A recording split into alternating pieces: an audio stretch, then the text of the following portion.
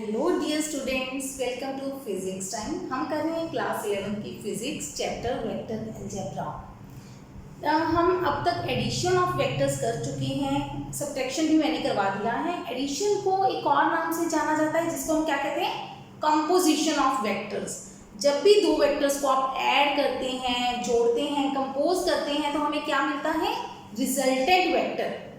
कोई भी दो वेक्टर्स हैं आपके पास दुनिया में, कोई भी दो वेक्टर्स जब भी आप उनको ऐड करोगे there will be a single resultant. ठीक है, यहाँ तक समझ आ गया। उसको कैसे निकालते हैं, उसका मैग्नीट्यूड, डायरेक्शन, वो सब हम कर चुके हैं और आप इसके रिलेटेड न्यूमेरिकल्स भी कर चुके हो। और आपकी प्रॉब्लम्स जो आपने मुझे भेजी थी वो मैंने आपको सॉल्व करके मेल वापस कर दी है। ठीक है, फिर भी अगर ना समझ आया हो तो मैं उसकी वीडियो बना दूंगी, आप मुझे बता देना। ठीक, आज हम नेक्स्ट टॉपिक करने जा रहे हैं रेजोल्यूशन ऑफ वेक्टर। ध्यान दो मैंने क्या लिखा है, हम कहते थे एडिशन ऑफ वेक्टर्स, क्योंकि हम दो या दो से ज्यादा वेक्टर्स को जोड़ते थे। अब है रेजोल्यूशन ऑफ वेक्टर, मतलब एक वेक्टर को आपने रिजॉल्व करना है। रेजोल्यूशन का मतलब क्या होता है, ब्रेक करना, तोड़ना। वेक्टर को दो या दो से ज्यादा हिस्सों में ब्रेक करना, that is known as resolution of vector. क्या मतलब है एक वेक्टर की रेजोल्यूशन का, पहले जनरल मतलब समझ लो, बाद में हम पर्टिकुलर पे जाएंगे जो आपको आएगा। अदरवाइज ये टॉपिक सिर्फ डेफिनेशन के लिए है। एक वेक्टर के दो हिस्से बनाना। मान लो आपको कोई वेक्टर ए दे दिया, आपको कह दिया इसके इसको रिजॉल्व करो दो पार्ट्स में। मतलब क्या है, आपको वो दो वेक्टर फाइंड आउट करने हैं जिनका रिजल्टेंट ए वेक्टर होगा। You have to find those two vectors जिनका रिजल्टेंट ए वेक्टर होगा। समझ आ रही है बात। Resolution of vector means it means breaking of a vector. जरूरी नहीं दो ही पार्ट में कर सकते हैं, जैसे एडिशन कई वेक्टर्स की हो सकती है, ऐसे ही एक वेक्टर को कोई वेक्टर्स में तोड़ा जा सकता है। इसको छोड़ देते हैं। It means breaking of vector in two और मोर पार्ट्स, दो या दो से ज्यादा पार्ट्स में ब्रेक करना, so that the parts when combined give the original vector, कि जब उनको जोड़ा जाए तो आपको ओरिजिनल वेक्टर मिल जाए। समझ आ गई बात। एक वेक्टर को दो या दो से ज्यादा हिस्सों में तोड़ना, ताकि जब उनको आप जोड़ो, कंबाइन करो, तो आपको ओरिजिनल वेक्टर वापस मिल जाए। समझ आ गई। यानी कि आपको वो दो हिस्से पता करने हैं। हम दो के लिए करेंगे, वैसे कई हो सकते हैं, दो के लिए करेंगे ताकि आपको ओरिजिनल वेक्टर वापस मिल जाए उन सारे पार्ट्स को जोड़ने में। ठीक है, समझ आई। अब देखो ध्यान से, मैं इसके बना रही हूँ। मैंने एक छोटा सा ए वेक्टर लिया, यही वाला ए वेक्टर है, थोड़ा सा लेंथ छोटी कर दी। चलो इसको छोटा कर देते हैं यहीं से। अब क्या है, मुझे आपको कहा कि इसके दो हिस्से बनाओ ताकि ये रिजल्टेंट बने। तो आप क्या बनाओगे, इसकी पैराग्राम बननी चाहिए। ये देखो, ध्यान दो, मैंने क्या किया, ये दो हिस्से बनाए, इन दोनों का रिजल्टेंट ये है। मतलब ये दोनों जो पार्ट्स बने, हम कह देते हैं A1 A2। तो A वेक्टर क्या होगा, A1 और A2 का वेक्टर सम। A1 और A2 का वेक्टर सम। तो हम A क्या कहेंगे, हमने A को दो पार्ट्स में रिजॉल्व कर दिया, दो पार्ट में ब्रेक कर दिया, दो पार्ट्स में तोड़ दिया। समझ आ गई बात। तो A1 और A2 को क्या बोलते हैं हम, A1 and A2 are called components of a vector. Components of a vector. आगे बात समझ, गॉट इट, एनी डाउट। ठीक है, समझ आ गया। भी दो कंपोनेंट्स हम बना सकते हैं क्या, लेकिन यहां पे एक और चीज देखो, अगर मैं A1 और A2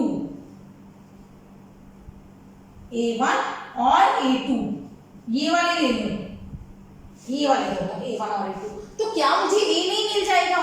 क्या इस केस में A A1 और A2 के सम के बराबर नहीं है? बिल्कुल है। तो A1 और A2 फिर से क्या हुए, कंपोनेंट्स ऑफ A। फिर से वही चीज हो गई कि इस केस में भी A1 और A2 कंपोनेंट्स ऑफ A हैं। मतलब कंपोनेंट्स या रिजॉल्व करने का मतलब क्या है, रिजॉल्व करने का मतलब है कंपोनेंट बनाने, दो हिस्से बनाने ताकि उन दोनों का रिजल्टेंट A वेक्टर मिल जाए आपको। समझ आ गई? क्या मैं A1 और A2 ऐसे नहीं ले सकती,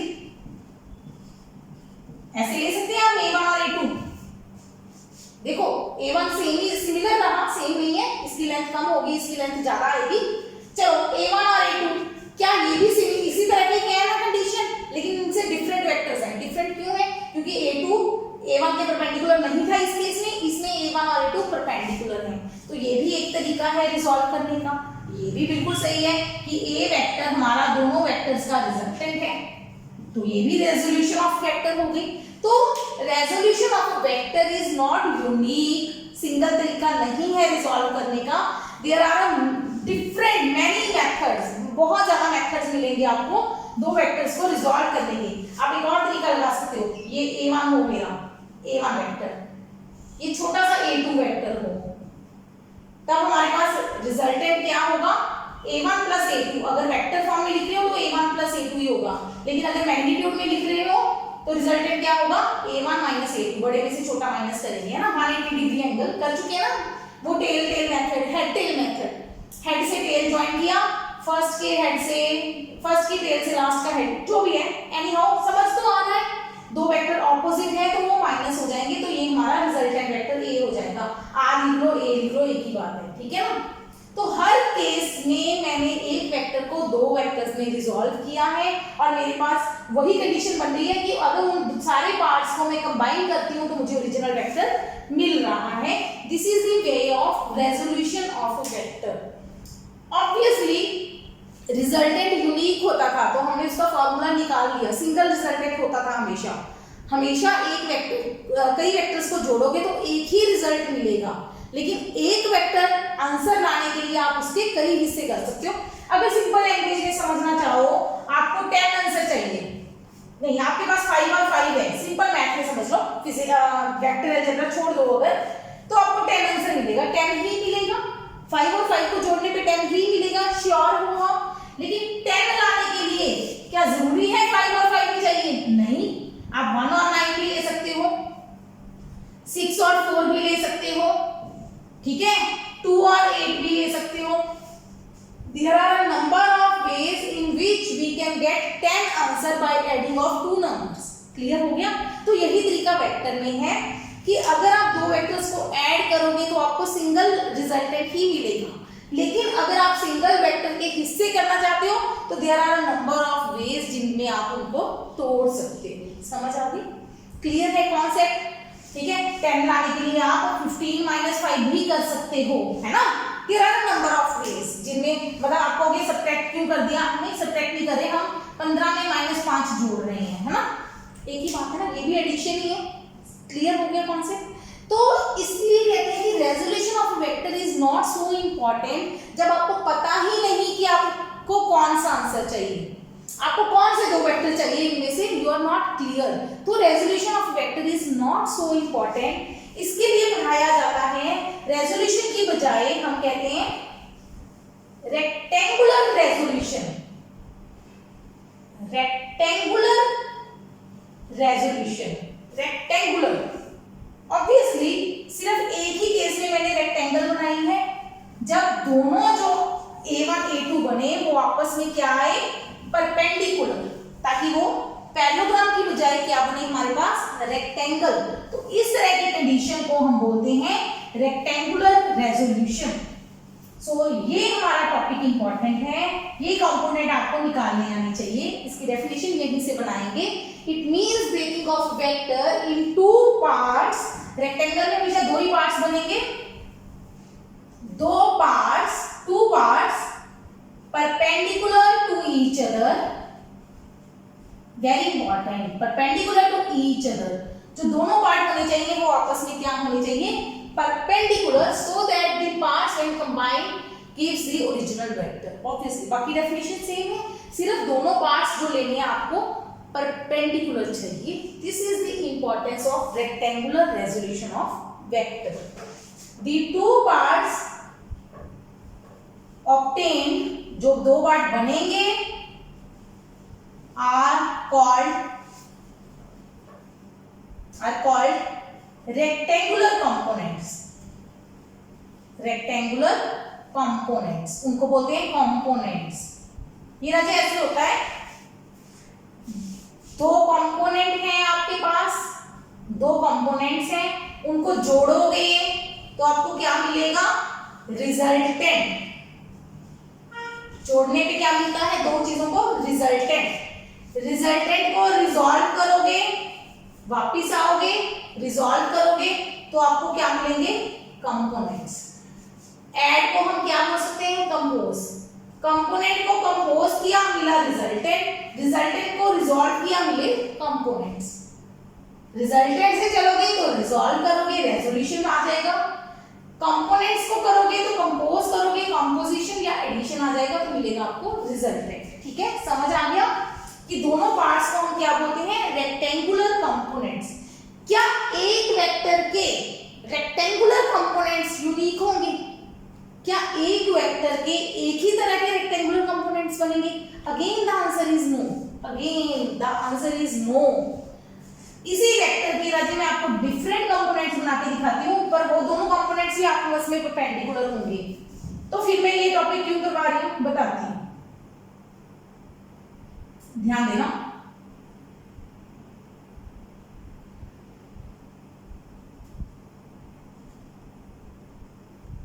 देखो जरा, थोड़ा सा टाइम लगता है बनाने में। ए वेक्टर A1 A2, अभी A1 और A2 आपस में परपेंडिकुलर हैं, तो आपका ये रिजल्टेंट वेक्टर बना है। एक्चुअली क्या है, इसमें सिर्फ ये एंगल थीटा चेंज किया है। इसमें थीटा एंगल ज्यादा है, इसमें थीटा एंगल कम है। ठीक है, इतनी सी चीज समझ आ रही है? ओके, चलो अभी इसको समझाती हूँ कि ये कैसे करते हैं, कैसे इसकी वैल्यूज निकालेंगे। मैग्नीट्यूड में चलेंगे। A1 वेक्टर ये है, A2, अगर ये मैग्नीट्यूड A2 है तो ये भी A2 होगा। रेक्टेंगल की ऑपोजिट साइड्स बराबर होती हैं। तो ध्यान दो, अगर मुझे साइन थीटा चाहिए, साइन थीटा, और अगर मुझे कॉस थीटा चाहिए, तो कैसे वैल्यू निकालेंगे हम साइन थीटा और कॉस थीटा की? याद है बेसिक मैथमेटिक्स फॉर फिजिक्स पढ़ाया था मैंने उसमें कि ये एंगल 90 डिग्री है राजे। 90 के सामने वाली साइड होती है हाइपोटेन्यूज, थीटा के सामने वाली होती है यस परपेंडिकुलर, और तीसरी जो साइड बची वो कौन होती है? बेस। याद है ना? 90 के सामने राइट ट्रायंगल में 90 के सामने हाइपोटेन्यूज, एंगल के सामने परपेंडिकुलर, तीसरी साइड बेस। ठीक, अब हमें चाहिए साइन थीटा, तो साइन कॉस tan के लिए हमने क्या रूल याद किया हुआ है? पंडित बद्री प्रसाद हर हर बोले सोना चांदी तोले। पंडित बद्री प्रसाद हर हर बोले सोना चांदी तोले। तो साइन है मेरा परपेंडिकुलर अपॉन हाइपोटेन्यूज। परपेंडिकुलर कौन है? A2, हाइपोटेन्यूज कौन है? A। तो यहां से A2 की वैल्यू आ गई A sin theta. cos theta क्या हो गया? बेस अपॉन हाइपोटेन्यूज, बेस हो गया A1 अपॉन A, यानी कि A1 क्या हो गया? A cos theta.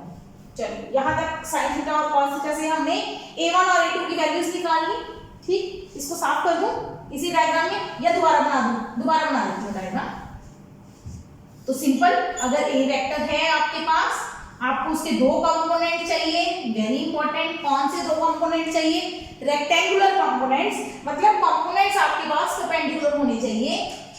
तो A वेक्टर जो रिजल्टेंट है वो एक कंपोनेंट के साथ, वेरी इंपॉर्टेंट, सिर्फ एक के साथ कौन सा एंगल बना रहा है? Theta angle. तो जिसके साथ थीटा बना रहा है उधर हमारा A1 था, जिसके साथ एंगल नहीं बन रहा वो A2 है। एक्चुअली A2 के साथ कितना एंगल बनेगा? 90 माइनस थीटा। ठीक है, चलो जिसके साथ थीटा एंगल बन रहा है उधर कौन सा कंपोनेंट आएगा? A cos theta. याद रखना ये बेस बन गया बच्चे, बेस से वैल्यू निकाली है, और जिसके साथ एंगल नहीं लिया आपने उधर कौन सा कंपोनेंट आएगा? A sin theta. समझ आया? रट्टा नहीं मारना, एक बार इस कॉन्सेप्ट को नोट करो, इसके आगे साथ ही बताती हूं। ठीक हो गया नोट? सपोज हमारे पास ये ए वेक्टर है, आपको कह दें ये कंपोनेंट्स बनाओ। अब कह दें इधर एंगल थीटा है, कोई क्रैक नहीं है, जिधर थीटा है, थीटा के सामने वाली साइड कौन होगी, परपेंडिकुलर, तो ये बेस होगा, बेस वाला हमारा कॉस होता है, तो इधर आएगा ए कॉस थीटा, इधर आएगा A sine theta. No cramming, कुछ नहीं है। स्टूडेंट्स नॉर्मली रट्टा मारते हैं कि एक्स एक्सिस में थीटा कॉस आएगा, वाई एक्सिस में साइन आएगा। No, it is wrong. जिधर थीटा होगा उधर कॉस, जिधर थीटा नहीं होगा उधर साइन। कब? रेक्टेंगुलर रेजोल्यूशन में रेक्टेंगुलर कंपोनेंट्स की बात हो रही है सिर्फ। ठीक, समझ आ गया? अभी मैंने बताया था कि इसके और भी कई तरीके हैं, इसको आप ऐसे भी रेक्टेंगुलर रिजॉल्व कर सकते हो, बिल्कुल कर सकते हो, बस आपको चाहिए क्या, थीटा। जिस तरफ ए का थीटा बनेगा, ए वेक्टर वही है, इधर आ जाएगा ए कॉस थीटा, इधर आ जाएगा ए साइन थीटा। ठीक है, समझ आ गया? इस तरीके से आप एक वेक्टर के किसी भी तरीके के रेजोल्यूशन कर सकते हो। ठीक हो गया? और एक बार लिख लो। चलिए सिंपल सिंपल न्यूमेरिकल करते हैं पहले। Find ax and ay if a is equal to 12। एक डायग्राम दिया हुआ है, ax और ay कहाँ है, ax ay ये होगा, x एक्सिस y एक्सिस दिया हुआ या फिर, ठीक है। सिर्फ ध्यान दो, वेक्टर नहीं लिखा, मैग्नीट्यूड लिखा है, a का भी मैग्नीट्यूड दिया है, तो ax और ay निकालना है। बस ध्यान देना है, डायग्राम में ax की तरफ थीटा एंगल है, तो ax होगा a cos 30, ay क्या होगा, a sin 30। तो सिंपल ax क्या होगा, a cos 30, cos 30 की वैल्यू याद है, टेबल याद करो राजे, बहुत जरूरी, बहुत ज्यादा जरूरत है साइन cos tan की वैल्यूज की। 6√3। ay क्या होगा, a sin 30 12 इंटू 1/2, साइन 30 1/2 होता है 6। तो ये वाला आंसर क्या आया, 6√3, ये वाला आंसर क्या आया, 6। खत्म हो गया क्वेश्चन, यही तक है। क्रॉस चेक करें, क्या वाकई इन दोनों का रिजल्टेंट, क्या वाकई 6√3 और 6 का रिजल्टेंट 12 बनेगा, बनना चाहिए ना, कितना बनना चाहिए, 12। चेक करें, करो, बिल्कुल सिंपल है। a क्या होगा, रिजल्टेंट क्या होगा, पहले वेक्टर का स्क्वायर प्लस दूसरे वेक्टर का स्क्वायर प्लस 2ab cos 90। ध्यान देना, 90 लिखा है मैंने, 30 नहीं लिखा, क्योंकि अब हमें एंगल इन दोनों के बीच में चाहिए, इन दोनों के बीच में एंगल क्या है, 90 डिग्री।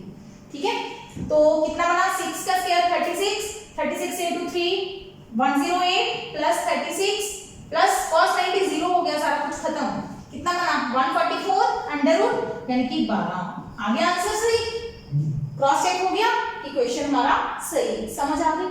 इस तरीके से हम कंपोनेंट्स पता करेंगे। अगर इन शॉर्ट समझा दूं, मेरे पास इन जनरल ax है a cos थीटा, ay है a sin थीटा, तो मुझे रिजल्टेंट निकालना है। रिजल्टेंट क्या होगा, ax square plus ay square plus 2ax ay cos 90, cos 90 resultant निकालते हैं। Resultant cos 90 is 0, ax square plus ay square under. Actually resultant क्या है, a वेक्टर का मैग्नीट्यूड, या a वेक्टर सिंपली a लिख लो, वेक्टर नहीं लगाओगे तो मैग्नीट्यूड। समझ गए ना, ये चीज तो पता है ना। तो a क्या बराबर आ गया, ax square plus ay square के अंडर रूट के। समझ आ गया? चलो इसके बाद सेकंड न्यूमेरिकल करते हैं। अब ये क्वेश्चन देखिए, एक डायग्राम दिया हुआ है, इसमें x एक्सिस बताई हुई है, ये x है, ये y है। Find the components of t1 and t2 along x and y axis. t1 और t2 के कंपोनेंट्स निकालने हैं। वैसे क्वेश्चन बता देती हूँ, इस क्वेश्चन को मैंने शॉर्ट बनाया है, किसके लिए बनाया है, इस चैप्टर के लिए। अदरवाइज इस क्वेश्चन में बहुत कुछ आएगा, यहाँ पे बॉल होगी, बॉल ये रस्सियां होंगी, T1 और T2 को बोलते हैं टेंशन, वो अगले चैप्टर्स में पढ़ेंगे, तब डिटेल बता दूंगी। एक बार हमें सिर्फ वेक्टर्स तक सीमित रहना है इस चैप्टर में कि T1 और T2 टेंशन होती है रस्सी में। जब भी रस्सी से आप कोई चीज लटकाते हो तो रस्सी में एक फोर्स डेवलप होती है, नहीं तो सिंपल सोचो, रस्सी को खींचा आपने तो टूट जानी चाहिए। जब तक रस्सी नहीं टूटती तब तक उसके अंदर क्या रहती है, टेंशन नाम की फोर्स रहती है। ठीक है, तो चलो जो भी है, ये टेंशन है रस्सी में। तो टेंशन T1 T2 की वैल्यूज दी हुई है 5 और 10, एंगल दिए हैं 57 और 30, 53 और 37। तो आपको कहा है find the components of T1 and T2 along x and y axis. हमें इन दोनों एक्सिस के अराउंड T1 और T2 के कंपोनेंट्स चाहिए। तो कैसे निकालेंगे? इसमें एक झोल है 37 डिग्री एंगल की वैल्यूज याद है, बेसिक मैथमेटिक्स में मैंने ये चीजें क्लियर की हैं, याद रखो। tan 37 और tan 53 की वैल्यूज याद कर लो, दो वैल्यूज याद कर लो, बहुत है। 37 छोटा एंगल है, 53 बड़ा है, इधर आएगी 3/4, इधर आएगी 4/3, ये दो वैल्यूज याद कर लो, बहुत सारे न्यूमेरिकल्स इनके बेस्ड आएंगे। अब इनसे हमें तो कंपोनेंट्स में साइन और कॉस चाहिए, tan तो चाहिए नहीं, tan से साइन कॉस कैसे निकालेंगे? बहुत सिंपल सा तरीका है, एक ट्रायंगल बनाओ, ये एंगल बनाओ 37 डिग्री। ठीक, ये कुछ फिक्स ट्रायंगल्स हैं जिनके लिए ये वैल्यूज हैं। ठीक है, तो tan क्या होता है? बेस परपेंडिकुलर अपॉन बेस, तो ये परपेंडिकुलर हो गया, ये बेस हो गया। ठीक, ऐसे अगर 53 का बनाओगे बड़ी ट्रायंगल बनेगी, 53 एंगल बड़ा बनेगा 53, तो ये 4 होगा, ये 3 होगा। समझ आ गई? ये छोटा है, ये बड़ा है, इधर ये बड़ा है, ये छोटा है, इस तरीके से बनाना है। 3 और 4 का हाइपोटेन्यूज 5 होता है, ये पता होगा, पता होगा। Hypotenuse square is equal to 3 का स्क्वायर प्लस 4 का स्क्वायर, दोनों केसेस में 3 का स्क्वायर 9 और 16 25, तो h कितना आएगा 5। समझ आ गई? तो अब आप साइन कॉस tan सारे निकाल सकते हैं, tan तो दिया ही है, साइन और कॉस निकाल सकते हैं। तो ये दो वैल्यूज लर्न करो बेटा। चलो अब आते हैं अपने क्वेश्चन पे। हमें T1 और T2 के कंपोनेंट चाहिए, ध्यान दो। अब मुझे T2 पहले T1 का करते हैं। T1 का कंपोनेंट चाहिए, देखो T1 के दो कंपोनेंट बनेंगे। T1 के कौन से दो कंपोनेंट चाहिए हमें? रेक्टेंगुलर कंपोनेंट, x और y हमेशा ही परपेंडिकुलर होते हैं, तो एक कंपोनेंट इधर बनेगा T1 का, दूसरा कंपोनेंट इधर बनेगा। वेरी इंपॉर्टेंट, जो आपका जिसके कंपोनेंट बनाने हैं, मतलब वो आपका रिजल्टेंट है, वो वेक्टर दोनों कंपोनेंट के बीच में आना चाहिए। ये चीज यहाँ पे दोबारा क्लियर कर रही हूँ। ये A वेक्टर है मेरा, मैंने इसके जो दो कंपोनेंट आपस में परपेंडिकुलर बनाने हैं वो इस तरीके से बनाने हैं कि जो मेरा A वेक्टर है वो दोनों के बीच में आए, तभी पैरेललोग्राम लॉ लगेगा ना। आखिरकार तो हमें A1 और A2 को जोड़ के A आना चाहिए।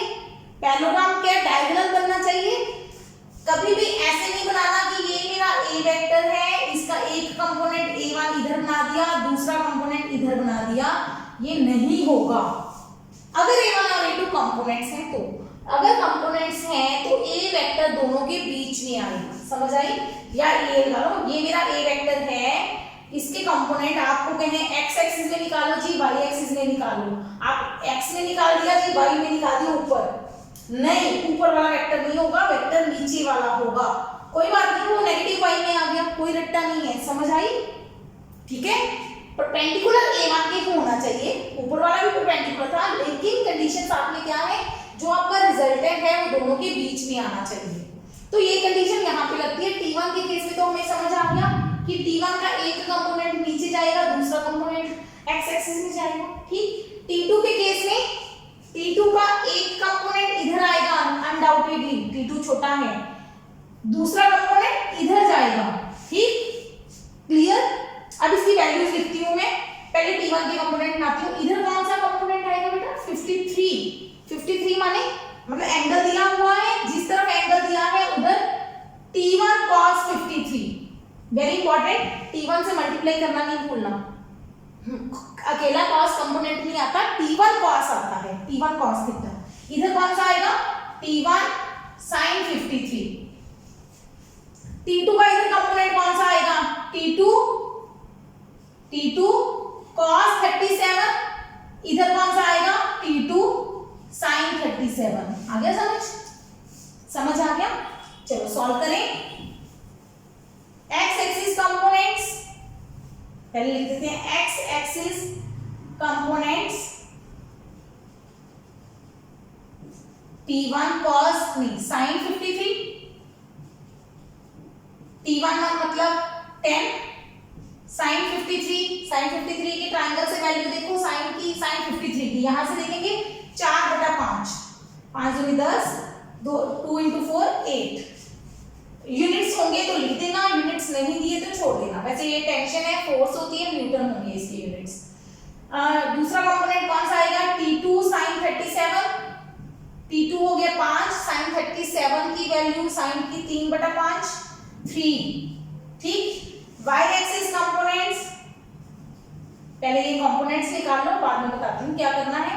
वैसे तो ये क्वेश्चन आगे डिटेल में यूज होगा अगले कॉन्सेप्ट में, वेक्टर में सिर्फ इसका मेथड निकालना सिखा रही हूँ। T1 cos 53, T1 हो गया 10, cos 53 की वैल्यू 3/5, 5 2 10, 2 3 6, और दूसरा कंपोनेंट आएगा T2 cos 37, T2 हो गया 5, cos 37 की वैल्यू 4/5, 5 5 कैंसिल 4, समझ आ गई। अगर आपको net component along x axis का नेट कंपोनेंट कितना आ जाएगा, नेट देखो, अब ध्यान दो, T1 53 इधर है 8, इधर है 3, दोनों ऑपोजिट हैं, तो नेट एक्स एक्सिस का कंपोनेंट कितना आया 5। Net component along y axis, दोनों y एक्सिस के कंपोनेंट एक दूसरे के सेम डायरेक्शन में है तो दोनों ऐड हो जाएंगे, 6 भी इधर ही है 4 भी इधर ही है, तो टोटल हो जाएगा 6 और 4 10। सेम डायरेक्शन के वेक्टर्स ऐड होते हैं, ऑपोजिट डायरेक्शन के वेक्टर्स सब्ट्रैक्ट होते हैं। डिफरेंट डायरेक्शंस वाले ना सेम है ना ऑपोजिट है, डिफरेंट डायरेक्शन है तो हम पैरेललोग्राम लॉ लगाते हैं, ठीक है। सेम डायरेक्शन की दोनों की, ऑपोजिट डायरेक्शन थी सब्ट्रैक्ट कर दिया, सेम डायरेक्शन थी ऐड कर दिया, ये हमारा net component along y axis आ गया। ओके, क्लियर है यहां तक। एक काम और करते हैं, अब मैं आपको समझाती हूँ इसको क्या करना है। यहां तक तो कंपोनेंट्स आपको समझ आ गए, नेट कंपोनेंट। तो ये मेरी total tension along x axis कितनी आ गई 5, total tension along y axis कितनी आ गई 10। क्या मैं इस डायग्राम को ऐसे बना सकती हूँ कि ये मेरी 5 है, आंसर फाइनली ये 10 है, तो फाइनल रिजल्टेंट कितना आ जाएगा, फाइनल रिजल्टेंट फाइनल t कितना होगा, tx² plus ty² under root, marker change कर लें, दिख नहीं रहा होगा, tx² plus ty² under root, 5 का स्क्वायर प्लस 10 का square under root, 25 plus 100 125, 5 under root 2, नहीं 5 अंडर रूट 5, ठीक है। ये हमारी नेट टेंशन आ गई, क्लियर है। इसी तरह से हम इसका एंगल निकाल देंगे थीटा, ठीक है। तो tan थीटा क्या हो जाएगा 10/5 यानी कि 2, खत्म। ये हमारा नेट रिजल्टेंट आ गया, नेट टेंशन। वैसे ये क्वेश्चन कंपोनेंट्स था, यहां तक खत्म होता था, ये मैंने एक्स्ट्रा स्टेप किया है।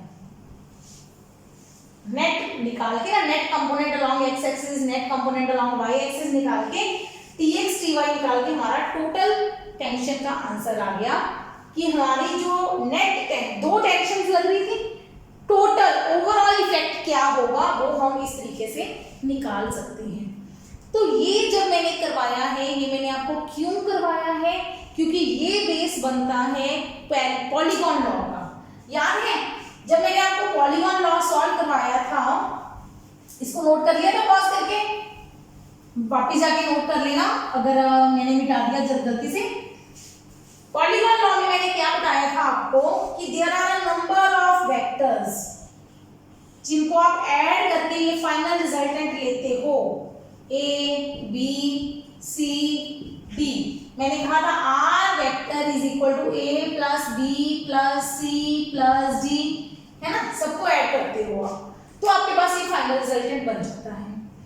अगर आपको अब मैग्नीट्यूड और डायरेक्शन चाहिए रिजल्टेंट की, वहां मैंने नहीं समझाई थी क्योंकि वहां पॉसिबल ही नहीं था इसको सॉल्व करना, ठीक। इसका एक मेथड इस तरह, इसको कैसे सॉल्व करेंगे, आपको जितने भी वेक्टर्स दिए हैं जिनको आपने ऐड करना है, आप क्या करो, सबके एक्स कंपोनेंट्स ले लो, सबके एक्स कंपोनेंट्स लेते जाओ, ax bx cx dx सबके x कंपोनेंट ले लो, वो आपके रिजल्टेंट का x कंपोनेंट आ जाएगा। सबको ऐड कर दो। ऐड कैसे करना है, डायरेक्शन देख के, सेम डायरेक्शन देखो, या तो सेम आएगी या ऑपोजिट आएगी, दो ही केसेस आएंगे एक्स एक्सिस में, या पॉजिटिव x या नेगेटिव x। पॉजिटिव वाला को पॉजिटिव में ऐड करके नेगेटिव वाले से सब्ट्रैक्ट कर दो, ये rx आ जाएगा। ऐसे ही ry आ जाएगा, ay by cy dy सबका जोड़, ठीक है।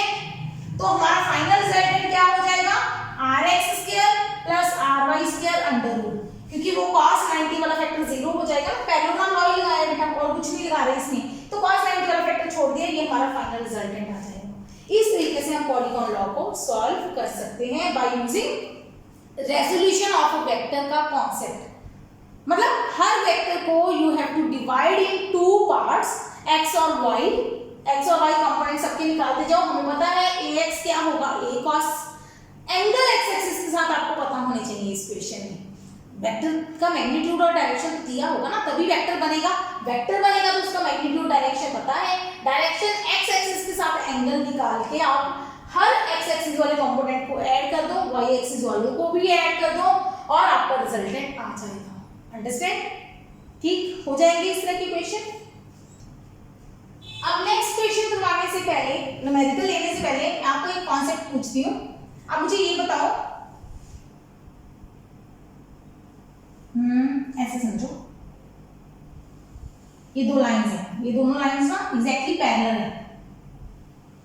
एक साइड में देखो, ये देखो, ये दो लाइंस है, मैंने ड्रॉ की, पैरेलल है।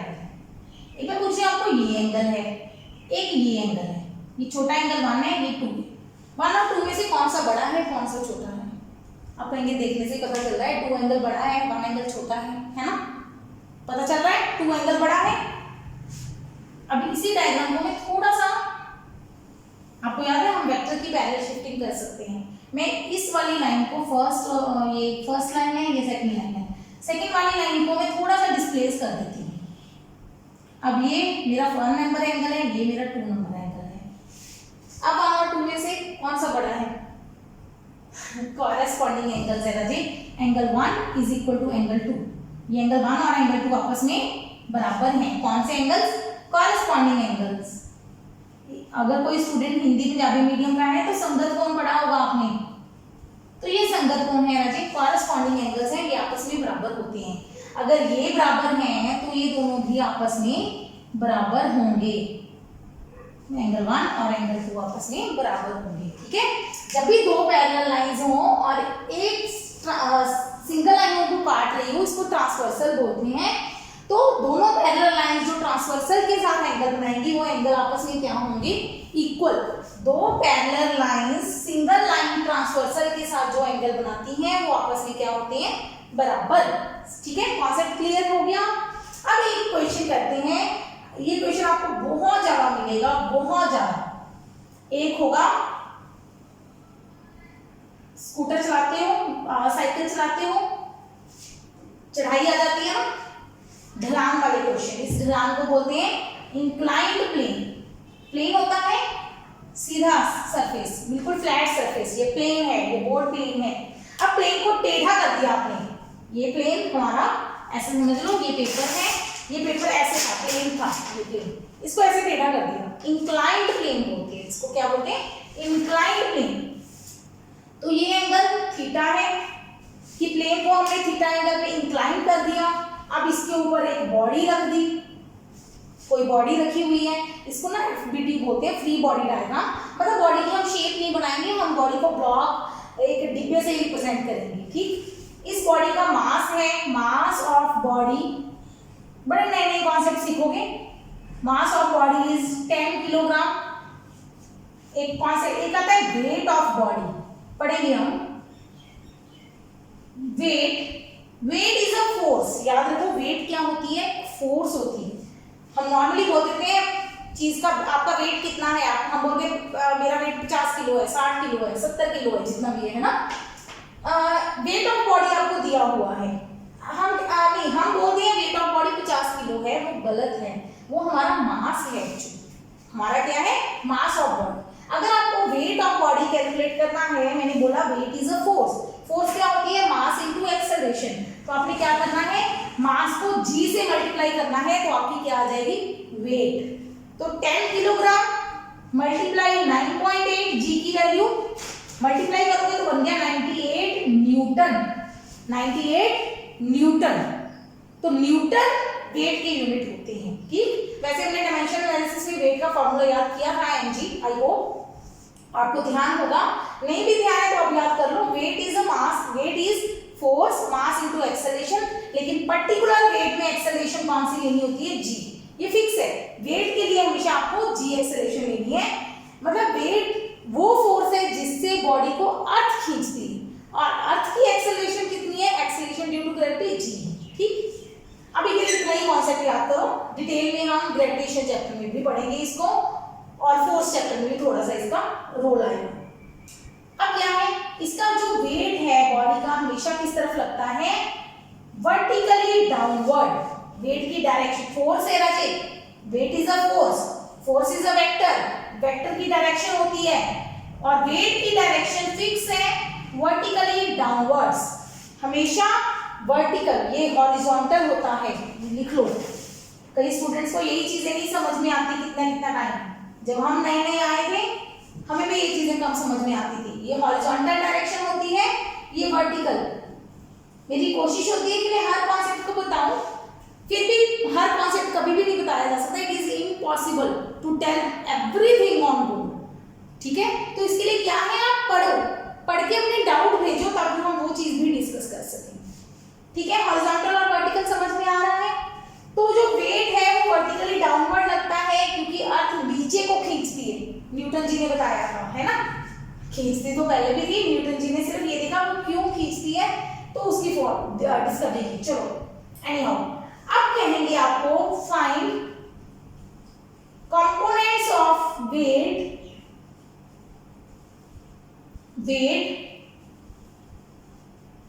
along the plane and perpendicular to plane। ये क्वेश्चन है हमारा, परपेंडिकुलर टू प्लेन। ठीक है, ये क्लियर है। अब इस क्वेश्चन को सॉल्व करते हैं, साथ में मार्कर चेंज करते हैं। मैं इस पार्ट को रिमूव कर रही हूँ, ये तो पार्ट समझाने के लिए था। अब देखो कैसे करेंगे इसको। थीटा की वैल्यू दी है, नहीं लिखनी मैंने, थीटा की वैल्यू भी दी है 30 ले लेते हैं, सौखी है, sin 30 cos 30 अभी याद है। ठीक है, कोई भी दे दें आप, sin 30 cos 30 sin थीटा की फॉर्म में भी छोड़ सकते हो। क्वेश्चन क्या है, mass of body is 10 kilogram, ये नहीं दिया होगा आपको weight. Find components of weight along the plane and perpendicular to the plane. बहुत इंपॉर्टेंट क्वेश्चन है, बहुत ज्यादा बार यूज होगा। +1 +2 जब भी इंक्लाइंड प्लेन की बात आएगी ये कॉन्सेप्ट यूज होगा, तो इसको रट लो अच्छे से। क्या है, अब हमें वेट के दो कंपोनेंट चाहिए, एक along the plane, inclined plane है, प्लेन के अलोंग मतलब प्लेन की डायरेक्शन में, चाहे अपवर्ड चाहे डाउनवर्ड, उसका नहीं बताया हमने, और दूसरा perpendicular to the plane, plane के परपेंडिकुलर। देखो जरा, मैं यहाँ पे एक रफ सा बनाती हूँ आइडिया। अब ये मेरे पास एक इसको बोल बॉडी को, ये वेट है, ये फोर्स है या वेक्टर है एक। अब एक ही मुझे दो कंपोनेंट चाहिए, मान लो ये मेरा प्लेन की तरफ मैं एक्स बना दूं, इसके परपेंडिकुलर ये वाई बना दूं। क्या ये सही है, क्या ये सही है, नहीं। कंडीशन बताएगी कि जो आपका मेन वेक्टर है वो दोनों वेक्टर के बीच में आना चाहिए। आप कहोगे जी बीच में बना दिया, ये लो शिफ्ट कर दिया हमने, कोई बात नहीं बेटा, आपने शिफ्ट कर दिया, शिफ्ट कर दिया तो क्या ये रिजल्टेंट बनेगा, मैं मतलब डायरेक्ट वो तो चेंज कर लो आप साइज को, साइज की प्रॉब्लम नहीं है, प्रॉब्लम डायरेक्शन की है। रिजल्टेंट जब तीनों वेक्टर रिजल्टेंट और कंपोनेंट्स उनकी टेल से टेल मिलनी चाहिए, टेल ज्वाइन होने चाहिए, नहीं हो रहे ना यहाँ पे, तो ये गलत हो गया। ओके, दूसरा तरीका लगाते हैं जी। ये मेरा ए वेक्टर है, ये मैंने A1 मान लिया, इसका परपेंडिकुलर ये A2 मान लिया, फिर भी गलत आ गया। ओके, ये नहीं A1 आएगा, इधर A1 ले लिया। यस यस यस, अब ठीक है। अब A1 और A2 मैग्नीट्यूड तो चेंज हो जाएगा ना, मतलब उस हिसाब से बना देंगे, तो अब ये कुछ ठीक लग रहा है। तो परपेंडिकुलर टू द प्लेन और पैरेलल टू द प्लेन कौन से कंपोनेंट्स बनेंगे, फर्स्ट कंपोनेंट इधर आएगा, दूसरा कंपोनेंट इसके परपेंडिकुलर आएगा हमेशा। वेट 1, वेट 2, एक परपेंडिकुलर कंपोनेंट, एक पैरेलल कंपोनेंट। तो एक किसको कॉस लें, किसको साइन लें? एंगल तो पता नहीं, क्या करें? अब एंगल नहीं पता तो क्या करेंगे? हम रूल लगाएंगे ट्रिग्नोमेट्री का। ये एंगल 90 डिग्री है, हमें पता है। ये एंगल थीटा 30 है, तो ये एंगल कितना हुआ? 60, और ये एंगल कितना हुआ? 30। 60 30 90 है ना, या 60 छोड़ो, ये एक ही एंगल चाहिए, हम इस एंगल से निकाल लेते हैं। तो W1 क्या होगा? W cos 60। W2 क्या होगा? W sin 60। W की वैल्यू 98, cos 60 की वैल्यू हाफ, तो बन गया 49। इसकी वैल्यू 98 sin 60 √3/2, 49 √3 बन गया वेट, है ना। एक मिनट, ऐसे नहीं करेंगे हम, थोड़ा सा हम ऐसे जो याद रखेंगे, ये तो वैल्यूज निकालने के लिए ठीक है। ये एंगल थीटा है, थीटा एंगल से समझाती हूँ। ये हमारे पास वेट है mg, एक कंपोनेंट इधर लगेगा, एक कंपोनेंट इधर लगेगा, बस ये रूल समझ आ गया। अगर ये एंगल थीटा है तो ये एंगल कितना बनेगा? ये 90 है, देखो ये ट्रायंगल है वैसे, ये एंगल थीटा है, ये 90 डिग्री है, तो ये एंगल कितना बनेगा? ये एंगल x मान ले। इतना नहीं सॉल्व करना, फिजिक्स में जल्दी जल्दी करेंगे हम। तीनों एंगल्स का सम 180, ये समझाने के लिए कॉन्सेप्ट्स हैं। x की वैल्यू क्या बनेगी? 180 minus 90 minus theta, 180 minus 90 is 90 minus theta, तो ये एंगल x मेरे पास आएगा 90 माइनस थीटा। अब ये मुझे चाहिए, अब इसको x मान लेती हूँ। अब ये और ये हमारे पास टोटल 90 है, तो 90 minus theta plus x is equal to theta is equal to 90। 90 cut गए, x की वैल्यू कितनी आ गई? थीटा। तो कहने का मतलब हमें सिर्फ इतना याद रखना है, अगर ये एंगल थीटा दिया है आपको, तो ये एंगल भी हमारा क्या होगा? हमेशा थीटा। ये एंगल अगर थीटा है तो ये भी थीटा होगा। ये कॉन्सेप्ट याद कर लो, इसको रट लो, ठीक है। सिर्फ इसलिए कि हमें न्यूमेरिकल सॉल्व करनी है, फिजिक्स में रट्टा नहीं है। अदरवाइज कॉन्सेप्ट मैंने आपको समझाया है कि ये कैसे आता है। फिजिक्स रट्टा है ही नहीं, फिजिक्स सारा लॉजिकल है, लॉजिकली समझ आती है, लेकिन चीजें हमें याद करनी पड़ती हैं। उनको याद क्यों करना पड़ता है? ताकि आप क्वेश्चन फास्ट सॉल्व कर सको, सिर्फ स्पीड बढ़ाने के लिए बेटा, और कोई क्रैविंग नहीं है। आप हर चीज को सॉल्व करके देखोगे कि इसको ऐसे होता है। कुछ लॉज हैं, वो लॉज भी एक्सपेरिमेंटल बेस्ड बने हुए हैं कि हाँ ऐसा करने से ऐसा ही होता है, ठीक है ना। हुआ, वो तो हुआ, एक्सपेरिमेंटली हुआ। उसी चीज को तो फिजिक्स को पढ़ रहे हैं हम, नेचर को पढ़ रहे हैं कि नेचर में ऐसा क्यों हुआ, उसके कारण ढूंढ रहे हैं। अभी ये थीटा का लॉजिक समझ आ गया। तो mg का इधर कंपोनेंट क्या होएगा? वेट mg, वेट को mg ही लिखेंगे हम हमेशा, w कम यूज करेंगे। ये मुझे लिखना चाहिए था, ये w है वेट, ठीक है, तभी ये w आया था, w1 w2। ये क्या होगा? mg cos थीटा, जिधर एंगल बन रहा है उधर थीटा कंपोनेंट, दूसरी तरफ mg sin थीटा। बस इस कॉन्सेप्ट को हम याद रखेंगे कि perpendicular to the plane cos component होता है, parallel to the plane sin component होता है। बहुत सारे क्वेश्चन मिलेंगे, हम चीज को कभी ऊपर लेके जाएंगे, कभी नीचे लेके आएंगे, फ्रिक्शन की बात करेंगे कि फ्रिक्शन कितनी लगेगी, या बॉडी को लेके जाने में टाइम कितना लगेगा, ऊपर लेके जाना है, नीचे लेके आना है। तो उन सारे क्वेश्चन में सिर्फ ये कॉन्सेप्ट यूज होगा जिसको आपने याद कर लेना है, ठीक। I hope I am clear, ठीक है। नहीं समझ में आया तो प्लीज मुझे मेल करो या मेरे कमेंट्स में लिख दो एक बार, मैं उसको चेक करके आपको रिपीट कर दूंगी नेक्स्ट लेक्चर में, ओके।